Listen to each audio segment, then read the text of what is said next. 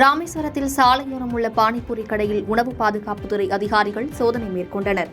ராமநாதபுரம் மாவட்டம் ராமேஸ்வரம் நகர் பகுதி முழுவதும் பல்வேறு மாவட்டம் மற்றும் மாநிலத்தில் இருந்து வந்துள்ள தொழிலாளர்கள் பானிபூரி கடைகளை சாலை ஓரத்தில் அமைத்து விற்பனையில் ஈடுபட்டு வருகின்றனர்.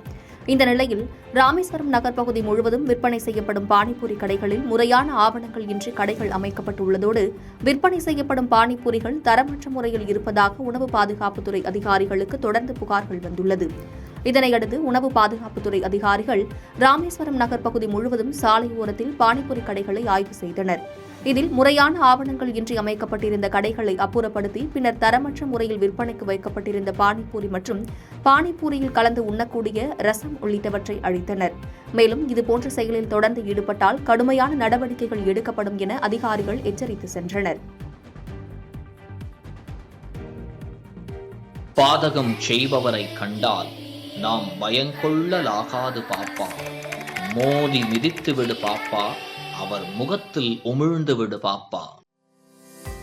அண்மை செய்திகளை உடனுக்குடன் தெரிந்து கொள்ள இணைந்திருங்கள் இயம்நாடு தொலைக்காட்சியுடன்.